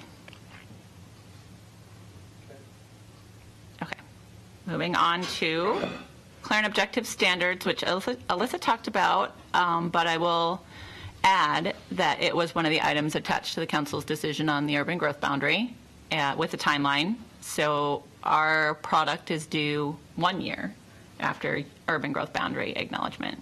And again, I can follow up with these timelines and descriptions of all the projects for you. I have a question about that. Was there also a state legislation that had something to do with clearing objectives that passed as well? So the Senate Bill 1051 had some things about clear and objective. We're not sure that it's going to require us to make any changes to our code or not, but we'll be looking at those in conjunction with this particular code amendment. Thank you. So one last thing on that project, Robin mentioned a dependency. So again, depending on the scope of any appeal filed on our residential action approving the UGB, that will influence this work on clear and objective standards to some degree, and we won't know that until we know about the appeal. Yeah, and just to be clear on that piece, this is one that there's been a lot of conversation about this, and it's been, I think, both by the City Council and Lane County Board of Commissioners have all said this is something we definitely need to do. We've also been saying all along from the staff standpoint, we believe this is an important thing for us to be doing as well. We've been saying that for a number of years. The challenge with the dependency is right now that's actually is from what we know at this moment, and we don't really know much about the appeal except what has been said up to this point, so we don't know exactly what it's going to be. But the needed housing standards actually and the relationship to state law are the subject of the appeal. It could be the subject of the appeal. So we don't know what, if anything, we would be directed to do as a result of that. So until we know more about that, it's really hard to, it's hard to scope it. Yeah, thank you. So a question for a layman. I mean, there's people in this room that deal with this code on a daily basis. I don't. It seems to me that this is a fairly complex issue. Mm-hmm. And what you just said was we got to wait and see what the appeal has. But to get it done in a year, if we're waiting till acknowledgement to start, it seems like that's a tough lift in 1 year. So shouldn't you at least be doing some of the base, the groundwork to get it going? Because at some point it's going to get acknowledged, and you've got something going on.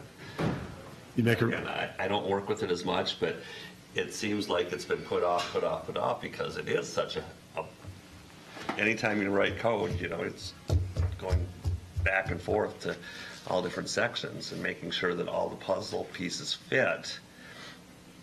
It seems pretty, even in best case scenario, fully staffed, a year is going to be a tough lift. Agreed. And the reason that we hesitate, it's just being in an awkward position, not quite knowing what the nature of that appeal is going to be right now. But I agree with you. I think we all agree with that. I would add that it's another one that we're developing a charter for, and so it'll be a big project, recognizing that and resourcing it appropriately. Yep. Mr. Baker? Yeah, I also had the same concerns, also because we know in the past that we've needed to deal with this even without the urban growth boundary expansion, even without the new growth 20-year plan. We've known that it's an issue that we've needed to deal with. It's sort of like one of these issues that we've never got to. Mm-hmm. And of the 3 projects that you've notified us that have acknowledgments, the other ones are 2 and 3 year after acknowledgement. This one is 1 year, and you talk about it as being a large project. It seems to me, I have to agree with Commissioner Borofsky, that it might be one that you might consider providing at least some staff right early on to focus on, because it's got the shortest. If you were to meet the requested acknowledgement date from the City Council, it's the shortest one you have. It's the one you have to meet soonest. Right. And even if it you end up working, and some of it may have to be changed because of the appeal, there's probably a good share of it that would work because of known problems we've had with the needed housing. that that we know that we've had to revise this section of the code for a long period of time.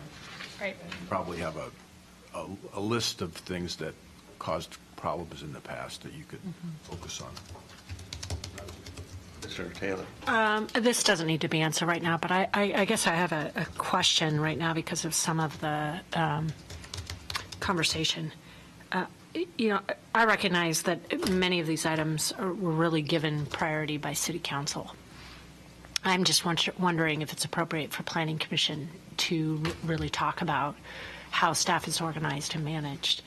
I personally don't view that as my role and responsibility as a planning commissioner. So if you can just clarify our responsibility and role in that so we can either continue to talk about it or stop providing that comment, that'd be great. Yeah, thanks. I appreciate the question. Planning Commission's role is, of course, as we said in the very beginning, there's a quasi-judicial role, and then, of course, the other role is advisory to council.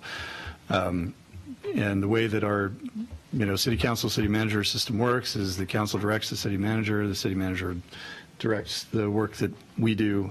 And so Planning Commission doesn't really have a role strictly in the operation of city business, but more an advisory role to council. So I appreciate that clarification.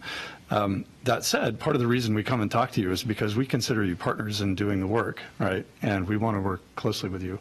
And so I do appreciate the comments that I hear from Commission. It doesn't necessarily mean, that's not direction to us to go back and change the work plan, but that is useful to us, and I think it is useful to the City Council to hear from their Commission about your perspective on the work. Thank you for the clarification. Okay, should I move on? Yes. Okay, so River Road Santa Clara Neighborhood Plan and Corridor Study, which is a separately funded study that applies to the River Road Transit Corridor. The city was awarded an FTA planning grant of $450,000, so that project is being kind of combined and co-managed with the River Road Neighborhood Plan that Zach has come and talked to you a couple times. Guess he had to go. But I think you've had recent meetings on that project, and I'll just note for this meeting that there was recent council direction given to us to accelerate the planning in River Road and Santa Clara. And council had also allocated supplemental budget to this process, and so that is reflected in its priority on this work plan. Questions about River Road? Okay. The next one has to do with the downtown riverfront, or the eWeb property. Plan implementation there will require some resources from urban design staff, primarily on my team, and land use staff on Alyssa's team, as a developer comes forward and there are plans that need to be reviewed, or large elements like there's a big city park that will be part of the development there that we have a role in guiding forward. So that's the downtown plan, also working closely with community development staff on that one. Then there's two more area planning projects listed here that were also part of Councilor Evans' motion back when he raised the issue of River Road.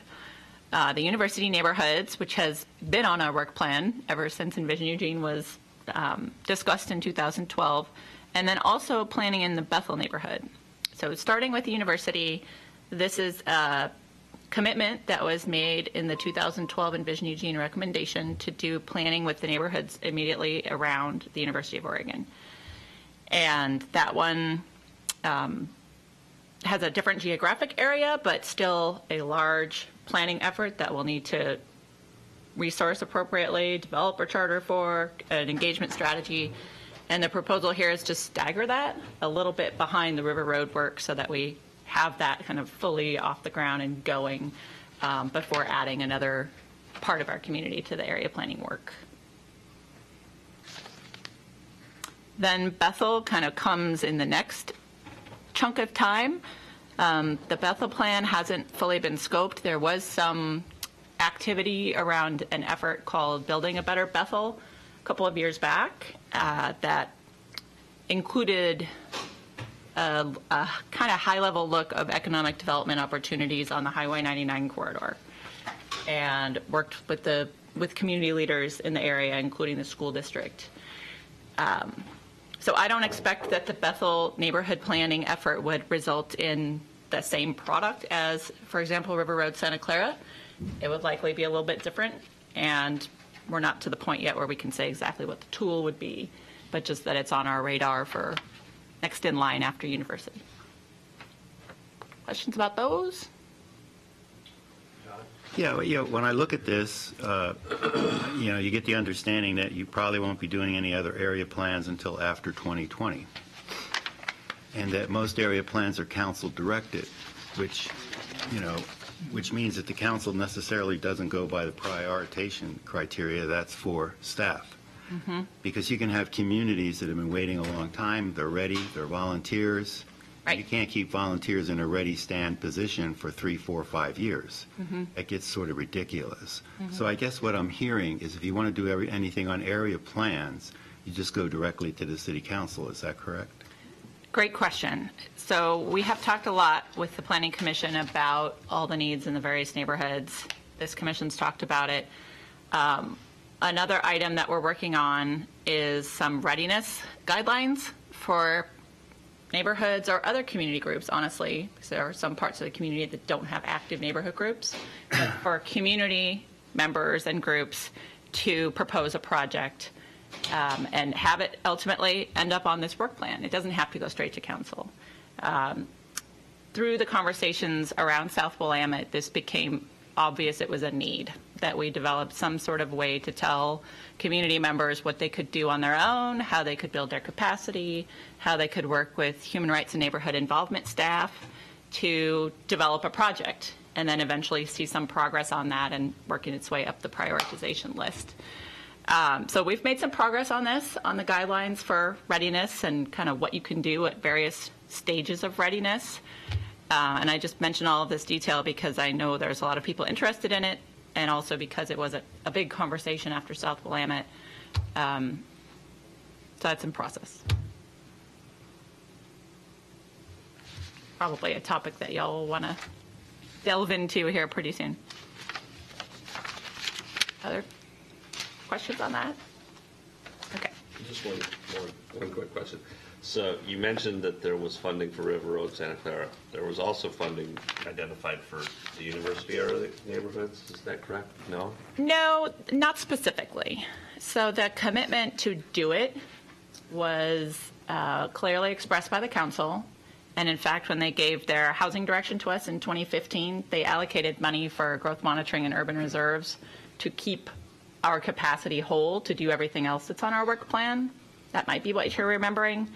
But when I said the funding was allocated for River Road, I was talking about $100,000, just this most recent supplemental budget that was allocated specifically for River Road. I'll have to go back and look. I remember it differently. I remembered a budget item, but I could be wrong. Yeah, we can talk more about that, but I'll just put out there, I think there are 3 different pieces to the funding that we're talking about here. One is money that back in July of 2015, the City Council allocated for growth monitoring and urban reserves, and that was a separate chunk.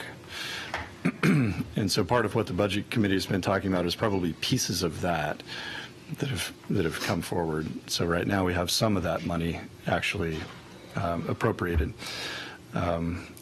In addition to that, there was the $100,000 that was given for getting the River Road Santa Clara area plan off the ground. And the $450,000 is a federal grant, FTA grant passed through. And those are all the funding sources we know of. As we get closer to delving into some of these other area planning efforts, most likely there's going to be a need for a budget. I think it's a really good idea to have a budget with, for whatever consulting efforts we need, material costs and all kinds of other things to support that work. But we haven't made that request specifically because it's a little ways out. Yep. Okay, zooming right along. We have a couple items related to the comprehensive plan here. The first item is the comp plan phase 2. It's the remaining chapters that we didn't address with this first round of adopting the urban growth boundary. So there's some pretty hefty ones in there, including livability, compact development, housing, and some other ones that we'll get going here on pretty soon. And the comp plan phase 2, the other item here is the parcel specific land use diagram. And what that is an effort to make our, sometimes referred to as the blobby map in the Metro Plan, parcel specific, to give people who own property more certainty and people in the community more certainty about what zoning they're eligible for. Okay, I'll take that as I explained it okay. Good. Those projects really are tied together. The parcel-specific diagram is a component of the comprehensive plan. And again, they would have charters and work plans, fairly resource-intensive projects. The next one is a little bit smaller one, the Envision Eugene Vision to Action Plan wrap-up. You might recall that Vision to Action was the name we gave the 4-part document. And the first part's the community vision, the second part's the comprehensive plan, the regulatory component. The third part is the urban form plan, and the fourth part is the action plan. So altogether, they constitute all of the documents that we use to move the vision forward. And we anticipate being able to wrap that up and post all the documents on the web and bring pieces to you within the next year. Okay. Corridor planning, the next one. Moving ahead has been a joint effort between the city and Lane Transit District to plan for future investments on the MX corridors, which overlap pretty significantly with our key corridors. So we're talking Coburg Road, West 11th, River Road, Highway 99, Franklin, and a corridor south over to LCC. So Zach has been on the project management team for that effort, and we expect that the council and LTD board will be making their selections of the preferred alternative for each corridor next fiscal year, or next calendar year, probably in the winter. And then those projects would move into design, construction, funding applications for federal dollars. Stephen, you had a question on the last one? Well, actually, I had a couple just questions or comment. Going back to River Road, I assume that's somewhat dependent on when an applicant comes forward and makes a proposal, which could be some period of time, 6 months. River Road? No, I'm talking about the downtown riverfront. Yes, so there's a dependency there. The city took ownership of the property and is working to sell it to a development company. So yeah, we're just tracking that and providing assistance where needed. And again, just in terms of the parcel specific, is there an assumption that there will certainly be some number of appeals associated with that, and you'll have to have some staffing to Sure. handle that? It's not built into this. This is an estimate of how long it would take to get to adoption, but it is a similar decision to the UGB package. It's a council level decision and could be appealed. Yeah, I'm not thinking that the whole package would be appealed, but the specific, some property. Different parcels. Just some parts, Yeah, and so part of the reason why it's a hefty project is that there are a lot of parcels and a lot of property owners to deal with, and high interest in the community in this process. So it'll take some time to get around to everybody that we need to talk to. And the other question about the corridor planning, is that primarily more interfacing with LTD and so forth, and not so much related to new development on the corridor or transitions to nearby areas? Right, it's the transportation improvements part of it. Although it's not just LTD, it's also biking and walking and crossings. Yeah. Okay. So moving on to community design. This is a whole kind of program area of support that we provide for downtown projects like City Hall or the downtown riverfront, the Park Blocks effort, housing projects that come in, we provide a design review assistance to those if they've applied for a MUPTE incentive, for example. We've also published a number of handbooks through the community design program recently. The community design handbook was presented to you and handed out to you. Commissioner Becker, I hope you got one. But that's an example of some of the products that we produce and provide to the community to improve the overall look and feel and function of our community. The investment program is an area of work where we're trying to align our investments and our incentives with the vision. So an example of that is systems development charge restructuring, which is an active project right now that you'll be hearing about in terms of updating the transportation SDC. We've been working on that to incentivize SDUs, secondary dwelling units, and also compact development along the corridors. And that's in response to past council direction. And that'll be coming up for council and planning commission review in September. So you can look for that. And then we'll move on to the next area of fee update, which will be parks. They're being updated one at a time. Okay, Crow Road. Back when we were working on efficiency measures inside the existing urban growth boundary, we did a lot of work in the Crow Road area of Eugene. It's the far southwest corner of the UGB. And we redesignated some of the land from medium density to low density. And we left some medium density and created a commercial area. And so in order to implement this vision for the Crow Road area, there are some code standards that need to be developed in that part of town. So that's follow through on previous work. And then we're almost to the bottom. Alyssa covered the other two code amendments, so I'm going to skip those for now. But I do want to mention the pending and emerging projects at the very bottom because you've talked about, I think, all of them. Missing middle housing has been a big topic. It's being talked about in various places around the community, from the Housing Policy Board to the Sustainability Commission to various groups in the community. Mayor Vinnis is very interested in this as it relates to housing access and housing affordability. And so we know that you're going to be hearing more about this topic. We're just not quite sure yet what our role and what your role will be. But we're tracking a bunch of conversations about this topic, and I think Commissioner Randall's comments about removing barriers to good infill, sensitive infill, if I could summarize, are right on point here and are a really important part of this conversation that we'll be working on. How that kind of gets on the list and resourced is a question mark at this point because we don't know the extent to which we'll be asked to work on this.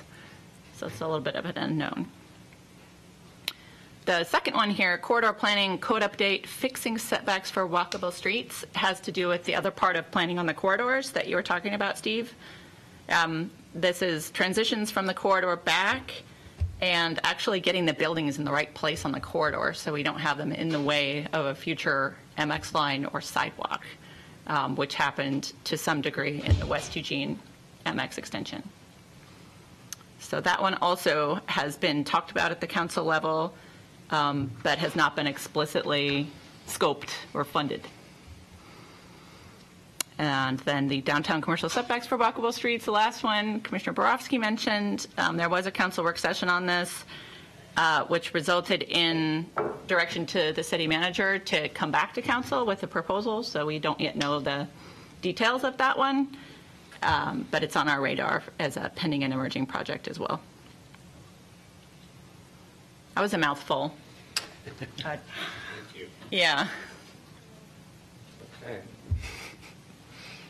Questions? Yeah, just one.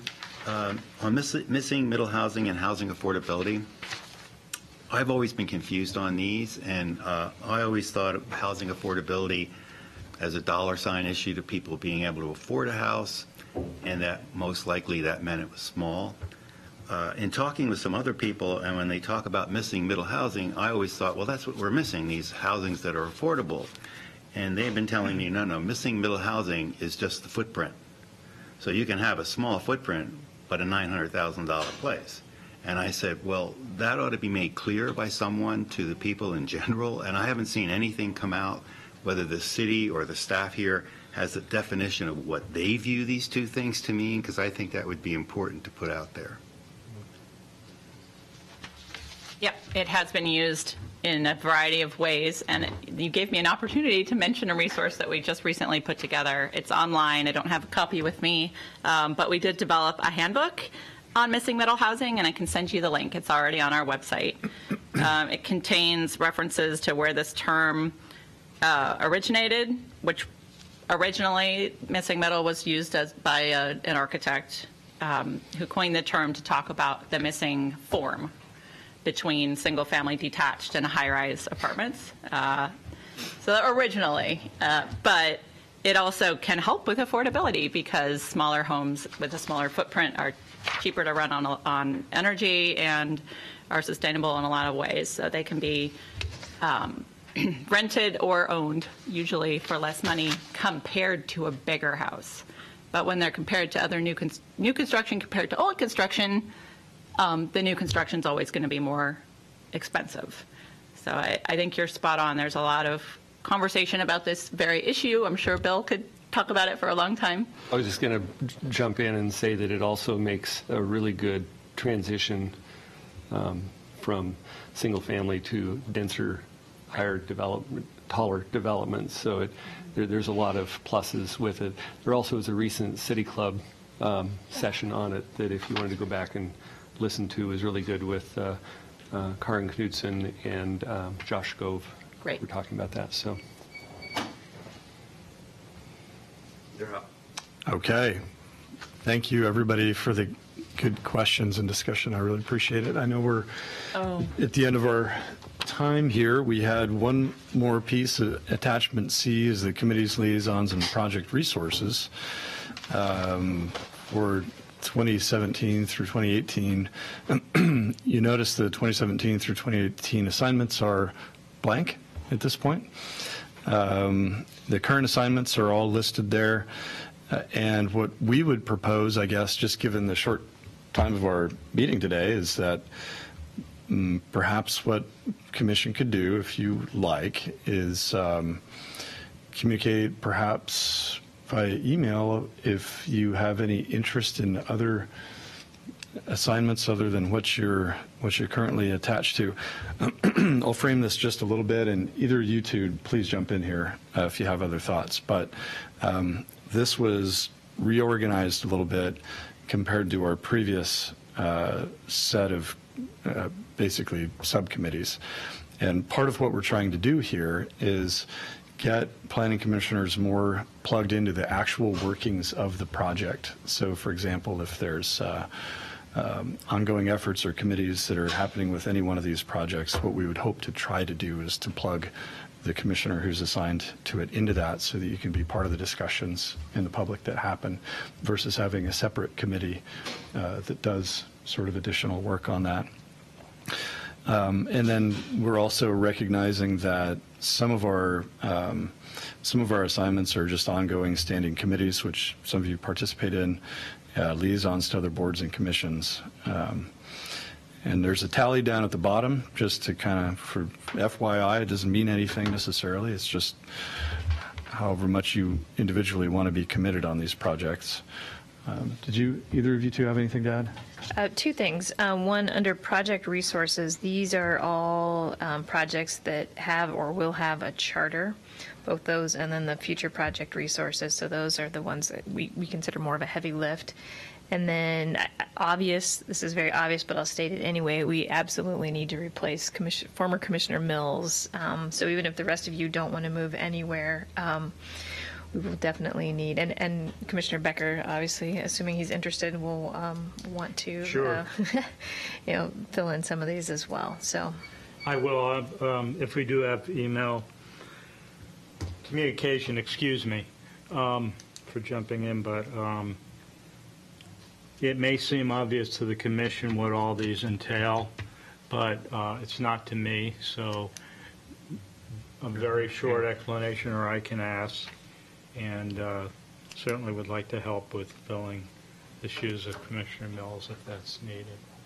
Perfect. So perhaps what we could do is connect with you to make sure your questions are answered, and then other commissioners, if you Sure. just want to, I mean, throw out there how you'd like to do. I'm just suggesting. For example, if the area that I live in, Ward 6, if there's a real need for somebody that's not, and I know you don't have to be from there to be on but if there's something that's closer to me like Bethel, which I'm just throwing out as an example, I'd be real interested in looking at that. Commissioner Baker? Just a quick comment for Commissioner Becker. Normally, up to 2 or 3 of us can be on these committees. Right. As long as we don't have a quorum. So you could also look at being, joining one of the other ones that are, in other words, not just Commissioner Mills, but ones that. No, I Right.